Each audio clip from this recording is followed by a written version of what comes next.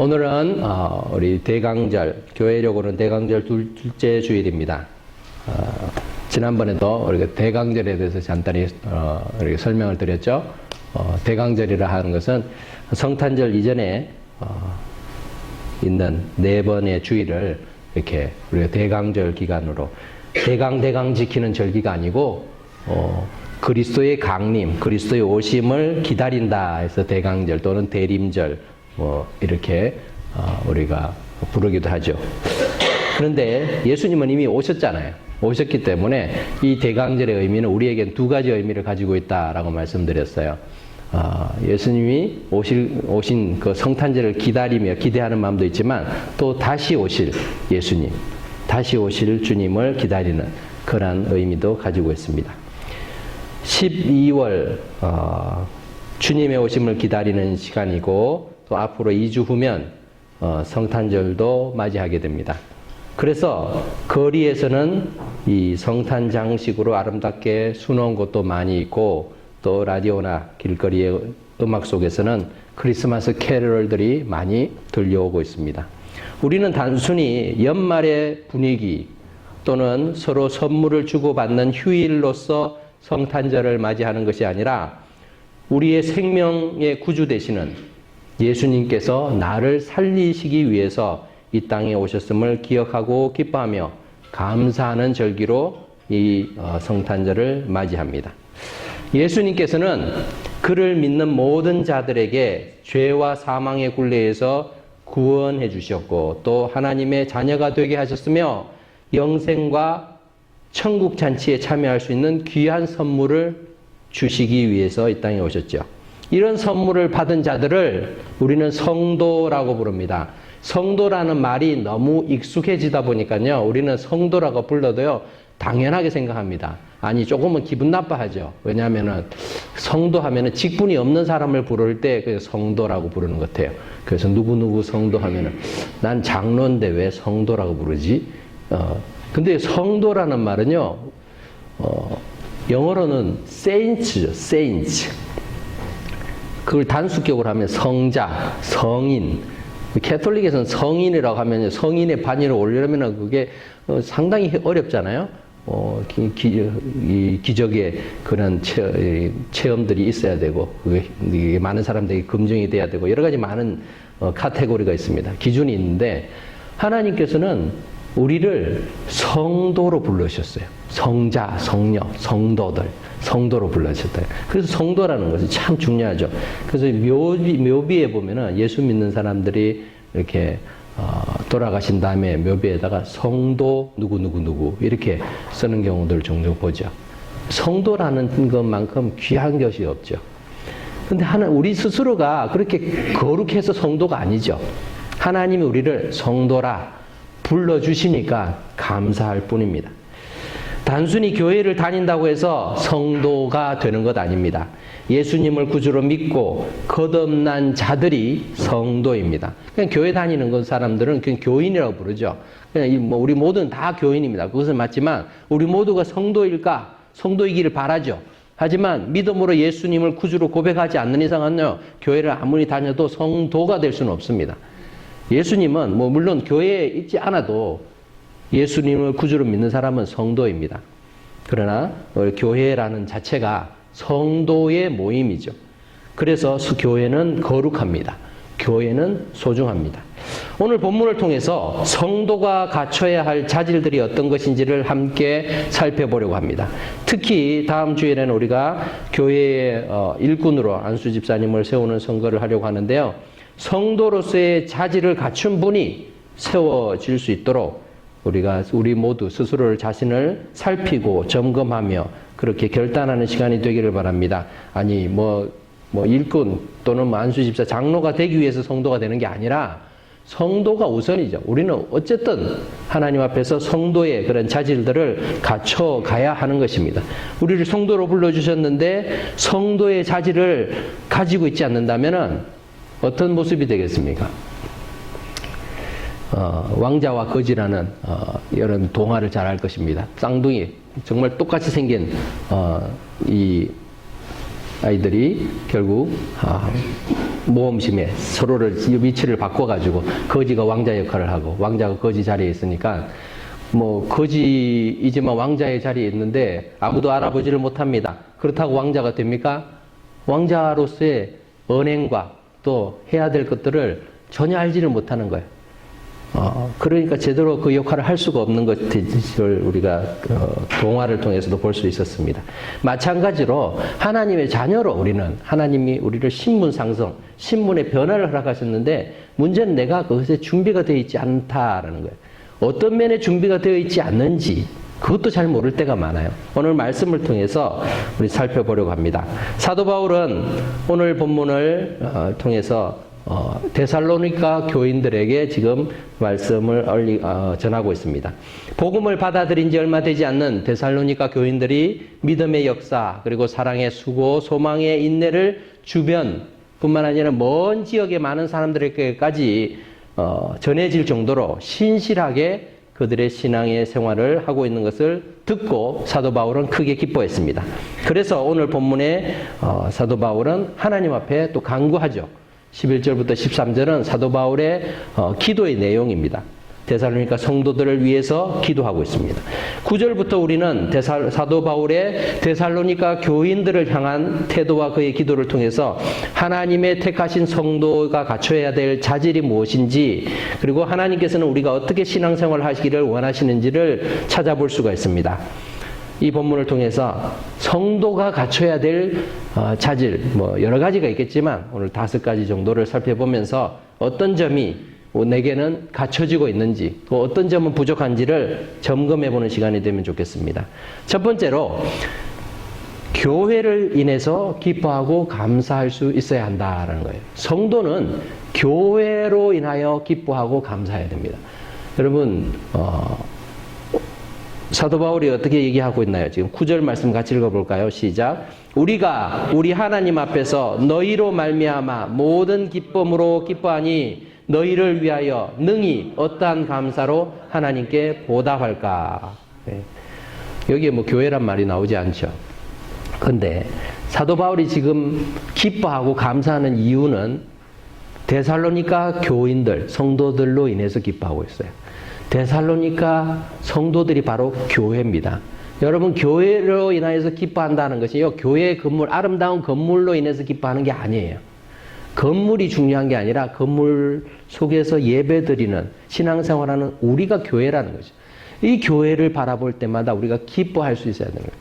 여러분에게 기쁨을 주고 여러분의 감사의 이유가 되는 그런 사람들이 많을 것입니다. 여러분의 가족일 수도 있고 또 여러분들의 친구들, 또 동료들일 수도 있습니다. 그런데 과연 여러분들은 여러분들과 함께 신앙생활하고 있는 성도들로 인해서 기뻐하고 감사하는지요? 내가 함께 신앙생활을 할 수 있는 믿음을 같이 가지고 있는 이 성도들로 인해서 기뻐한다. 하나님 앞에 감사한다. 이런 마음들이 있을 때 우리는 교회로 인해서 기뻐하는 자들이 될 것입니다. 1970년대 이민 온 한인들은 길을 가다가 한국 사람 만나면 너무 반가워서요. 그 자리에서 손잡고 막 이렇게 불둥키 안고 그렇다고 해요. 여기에도 지금 그런 분들 계시죠. 일찍 왔던 분들은 한국 사람이 이렇게 옆에 있다는 것에도 너무 반가워서 처음 생면부지의 사람인데도 데리고 가서 자기 집에 가서 그렇게 밥도 먹이고 그러면서 이야기하면서 어디서 왔냐, 무슨 일을 하냐, 어떻게든 도와주려고 그랬어요. 왜 그랬죠? 그냥 같은 민족이라고. 그 민족이 뭔데? 무엇인데? 말이 통하고 문화가 같고 하니까 그렇게 반가운 거예요. 그런데 요즘은 어떻습니까? 한국 사람이 여기 지나가면요, 이렇게 불편할 때가 많죠. 식당에서요, 같이 있는데 한국 사람이 있으면요, 말하기가 거북할 때가 있어요. 저 사람이 내 소리를 다 들을게. 그런 상황이 됐어요. 그래서 길을 가다가도 한국 사람이 먼저 우리가 무엇을 생각합니까? 저 사람이 한국 사람일까? 아닐까? 내가 아는 사람일까? 아닐까? 판단하고 모르는 사람이면 그냥 지나치죠. 뭐 그런 상황 속에 우리는 살고 있어요. 같은 믿음을 가졌다라는 건요, 이거 얼마나 귀한 일인지 모릅니다. 예수 믿는 같은 믿음을 가진 사람들, 그리고 같은 교회, 지역교회에서도 같은 교회에서 신앙생활 한다는 건요, 이게 얼마나 무한한 가능성 중에서 정말 아주 희귀한, 드문, 일어나기 어려운 상황 속에 우리는 함께 모인 거예요. 그래서 서로를 귀하게 여길 필요가 있어요. 이게 우연히 만났다, 이게 아니에요. 하나님이 우리를 불러주신 거예요. 하나님의 섭리 속에서는 우연히 뭐 어쩔 수 없이 이게 이런 게 아니에요. 모든 일이 하나님 계획 속에 있기 때문에 우리 옆에 계신 모든 분이요, 하나님의 뜻 가운데서 우리에게 연결되어 있다라는 거예요. 그래서 소중합니다. 그래서 서로를 귀하게 여기고 이들로 인해서 여러분들을 인해서 기뻐하고 감사할 수 있는 것, 이것이 성도의 모습이라는 거죠. 내가 성도라면, 내가 하나님의 구원을 경험하고 있는 자라면은 옆에 있는 성도들을 귀하게 여겨야 되는 거죠. 이들이 얼마나 소중한 존재인가. 감사할 수 있어야 됩니다. 그러면요, 불평할 것, 원망할 것들이 사라집니다. 사람들에서 아쉬운 것 많지요. 뭐 가족에 있어도 우리가 화를 내고 싸우기도 하는데 오죽하겠습니까? 그러나 믿음으로 하나님이 함께 엮여주신 분들, 이분들을 기뻐하는 것, 이것이 바로 성도의 자질인 줄 믿습니다. 은혜와 평강교회는 여러분의 교회입니다. 주님이 주인이지만 주님께서 우리를 부르셔서 이 교회에 너희가 내 교회의 지체들이다 라고 불러주셨다라는 말입니다. 여러분은 바로 은혜와 평강교회 성도들입니다. 하나님께서 그렇게 불러주셨고 이 교회의 지체로 우리를 연결해서 한 몸 되게 하셨습니다. 세상에 잘난 사람들도 많고 또 뭐 여러 가지 훌륭해 보이는 사람들 많지만요, 아무리 다른 부모나 자식이 성공하고 또 잘 나간다 하더라도요, 내 부모, 내 자식이 더 소중하잖아요. 그죠? 우리는 자꾸 남의 교회, 다른 사람들을 멋있게 보고, 저 교회는 뭐 있고, 저쩌고, 뭐 그런 얘기 많이 해요. 그래서 어떡하라고요? 그게 중요한 게 아니에요. 아쉽고 부족하고 모자람이 있지만, 그래도 하나님이 나에게 주신 이 교회가 소중하다라는 것을 기억할 때 우리가 그 속에서 기쁨과 감사를 찾을 수 있을 줄 믿습니다. 두 번째로, 서로 믿음을 세우는 자가 되어야 합니다. 서로 믿음을 세워주는 사람이 바로 성도라는 것입니다. 10절 말씀을 우리 같이 읽어보겠습니다. 10절 시작. 주야로 심히 간구함은 너희 얼굴을 보고 너희 믿음이 부족한 것을 보충하게 하려 함이라. 이 사도 바울은 계속 이 데살로니가를 떠난 이후로부터 다른 지역에서 전도하면서도 데살로니가 교인들을 걱정했어요. 그 교회가 세워진 지 얼마 되지 않고 정말 개척교회 중에서도 개척교회지만 한 달 정도밖에 되지 않은 교회가 어떻게 이게 존재를 할 수 있을까? 이런 마음이 들지 않겠어요?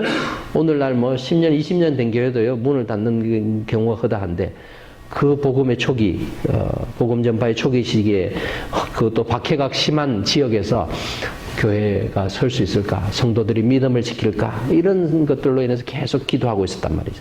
그래서 어떻게든 데살로니가를 방문하고 싶어 했어요. 11절에도 보면은 사도 바울의 기도가 나옵니다. 하나님 우리 아버지와 우리 주 예수는 우리 길을 너희에게로 갈 수 있게 하시오며, 하나님 길을 열어주십시오. 내가 저기를 좀 가보고 싶습니다. 그렇게 간구하고 있어요. 왜 그렇게 만나고 싶어 했을까요? 주야로 심히 간구했다는 말은 끊임없이 기도했다는 말입니다. 그렇게까지 계속해서 열심히 기도한 이유가 무엇일까요? 데살로니가 가면은 우리 사도 바울 선생님이 오셨네요. 우리에게 복음을 전해 주셨으니 감사합니다 하면서 대접을 융숭이 받을 수 있어서 그럴까요? 대접받기 위해서 그랬을까요?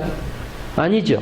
오늘 성경을 보니까 10절에 그들의 믿음을 견고히 세우기 원해서 했다라고 말하고 있죠. 성도는 다른 사람의 믿음을 세우는 자가 되어야 됩니다. 내 믿음만 든든히 서 있는 것으로 만족해서는 안 된다는 거죠. 하나님께서 교회를 만들어 주신 건요, 서로 연결이 되어서 서로가 교제하게 만들어 주셨어요. 그래서 서로의 아픔을 공감하고 우는 자들로 함께 울고 즐거워하는 자들로 함께 즐거워하면서 유기체로서 서로를 세워주도록 만들어 주신 것이죠. 교회의 일꾼으로 세워지는 사람들은 자신의 믿음도 바로 서야 하지만 더 나아가서 다른 사람의 믿음을 세워주는 자가 되어야 합니다. 그러한 사람들이 일꾼이 되어야 되죠. 그런데 말만 하면은 다른 사람에게 상처를 주고 교회의 직분이 마치 벼슬이나 또는 계급이라도 되는 것처럼 다른 사람을 무시하고 권위적으로 대하게 되면 그 사람은 주님의 일꾼이 아니라 자기 자신을 드러내려는 사람이죠. 다른 성도를 시험에 들게 만드는 사람은 하나님의 교회의 일꾼의 자질이 부족합니다. 우리 모두는 다 부족하긴 똑같습니다. 공통적으로 다 부족하지만 그러나 그러한 자질을 갖춰가려고 노력해야 된다는 것이죠. 서로를 세워주는 자가 되어야 합니다. 내가 좋아하는 사람만 세워주는 게 아니에요. 그 사람의 믿음만 중요한 게 아니에요. 때로는요, 나랑 잘 맞지 않는 사람도요, 하나님이 우리를 지체로 불러주시는 이유가 있는 거예요. 그러면 그 사람을 위해서도 기도하고 그 사람의 믿음이 잘 설 수 있도록 내가 그 사람에게 있어서 선한 영향력을 끼칠 수 있도록 그래서 믿음이 함께 성장할 수 있도록 우리가 노력해야 할 것입니다. 그렇게 할 때에 우리 모두가 건강한 그런 주님의 몸된 교회로 세워질 수 있을 줄 믿습니다. 세 번째로 모든 사람에게 사랑으로 대해야 됩니다. 12절 말씀을 같이 읽어볼까요? 시작. 또 주께서 우리가 너희를 사랑함과 같이 너희도 피차감과 모든 사람에 대한 사랑이 더욱 많아 넘치게 하사. 네. 우리가 너희를 사랑함 같이. 그러니까 사도 바울이 지금 데살로니가 교인들을 사랑하고 있다라는 걸 표현하고 있죠. 그리고 그뿐만 아니라 데살로니가 교인들도 성도들이잖아요. 그들도 서로 간에 피차 간에도 사랑해야 되고 뿐만 아니라 모든 사람에게 사랑이 넘쳐나도록 기도하고 있다라고 말하고 있습니다. 믿음의 성도는 교회 안에서 뿐만 아니라 세상 속에서도 하나님의 사랑이 넘치는 자가 되어야 됩니다. 예수 믿는데 세상에서는 째째하고 인정머리 없고 또 매정하고 쌀쌀맞은 그런 사람이 되어서는 안 되겠죠. 예수님을 믿는 사람은 세상 속에서도 그 하나님의 사랑을 전할 수 있어야 됩니다. 그런데 세상 속에서 우리가 하나님을 믿지 않는 그들에게까지 사랑을 전하는 게 쉽지는 않아요. 그죠? 그렇게 하면은 세상 말로 호구로 보일 때가 많죠. 그냥 저 사람은 내가 어떻게 하든 나한테 잘해주네. 이렇게 해가지고 이용당하기도 쉽고 또 속임을 당하기도 쉽습니다. 그렇지만 그럼에도 불구하고 우리는 모든 사람들을 사랑해 줘야 된다라는 것이죠. 우리가 아직 죄인 되었을 때에 하나님께서는 우리를 사랑하셨고 우리를 구원하시기 위해서 값진 큰 희생을 치르셨습니다. 내가 죄인일 때 사랑하셨지 내가 죄에서 회개할 때 하나님 사랑하신 게 아니라는 거죠. 하나님의 앞에서 내가 죄인인지도 모르고 죄악을 행하고 있는 자를 하나님이 사랑하셨어요. 그래서 예수님이 그렇게 말씀하세요. 원수까지도 사랑하라. 어렵죠. 어렵지만 그렇게 노력하라는 것입니다. 노력하라. 모든 사람에게 사랑으로 대하려는 그 마음을 우리가 가질 때 비로소 성도의 자질을 조금씩 갖춰가는 줄 믿습니다. 네. 네 번째가 있습니다. 세 번째로 끝난 게 아니에요. 네 번째가 있습니다. 굳건한 마음을 가져야 한다는 거죠. 성도는 굳건한 마음, 13절에 보면은 너희 마음을 굳건하게 하시고 이렇게 나오죠.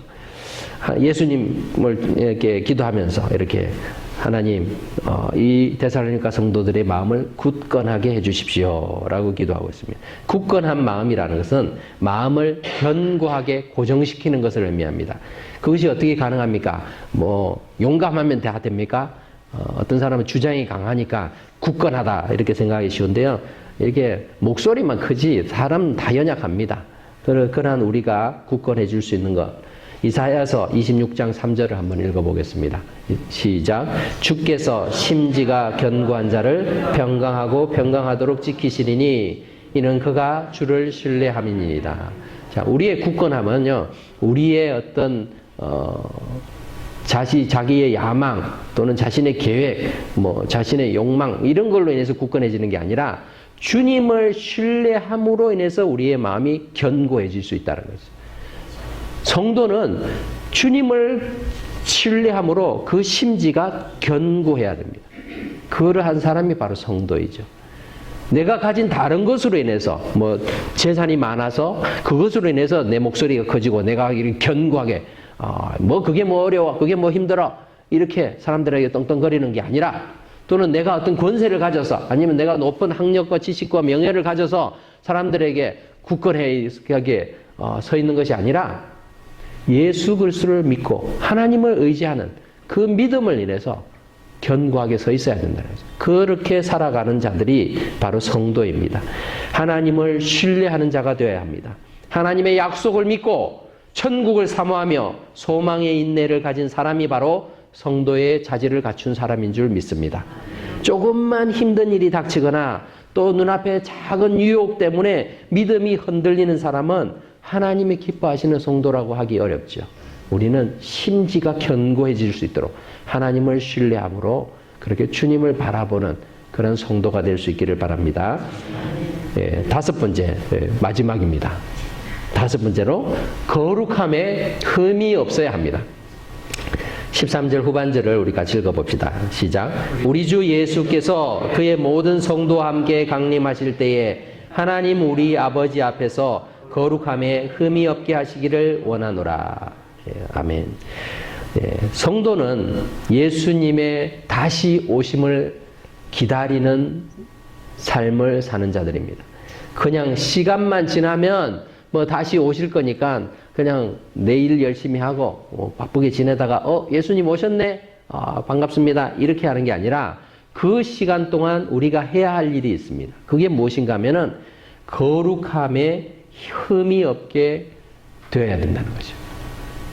거룩하게 살고자 노력해야 합니다. 그래서 우리가 이 땅에 살면서 내가 구원받았으니까, 그리고 예수님 다시 오실 거니까 이 믿음은 확실한데 그냥 사는 인생은 어차피 구원받은 인생인데 뭐 대충 살아도 구원받을 거니까, 뭐 이미 구원은 확실하니까, 예수 믿으면 구원받는다고 했으니까 하나님이 거짓말할 것도 아니고, 그 다음부터는 뭐 내 마음대로 사는 게 아니라는 거죠. 주님이 오실 때까지 우리는 거룩함에 힘을 쓰면서 그렇게 살아가야 합니다. 베드로전서 3장 15절에서는 너희 마음에 그리스도를 주로 삼아 거룩하게 하고 라고 말하고 있습니다. 우리의 마음에 예수 그리스도가 주인님이시다 라고 우리가 늘 생각하고 있으면요, 모든 판단, 결정, 행동에 있어서 주인의 뜻을 묻게 되겠죠. 그래서 주님, 내가 이렇게 하는 것이 맞습니까? 내가 지금 화를 내고 싶은데 화를 내는 것이 정당합니까? 내가 주인이 아니라 예수 그리스도께서 주인이시니까 물어보겠죠. 그렇게 살아가는 자가 거룩한 자라는 것입니다. 내가 내 마음대로 살아가는 인생이 거룩해질 수 없습니다. 모든 그 성도들은 예수 그리스도가 주가 될 때, 내 삶의 주인이 되실 때 비로소 거룩함을 실현할 수 있는 줄 믿습니다. 말씀을 맺겠습니다.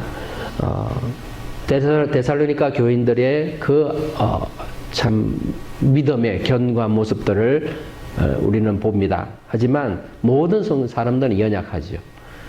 하나님이 우리를 성도라고 불러주셨지만 우리는 그 성도라고 불릴 수 있는 자격을 갖추고 있지는 않습니다. 자질이 되어 있지 않습니다.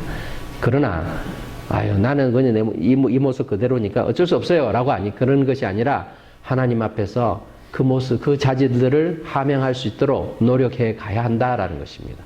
그것을 하나님이 기뻐하십니다. 내가 거룩하니 너희도 거룩하라. 하나님이 우리에게 말씀하셨잖아요.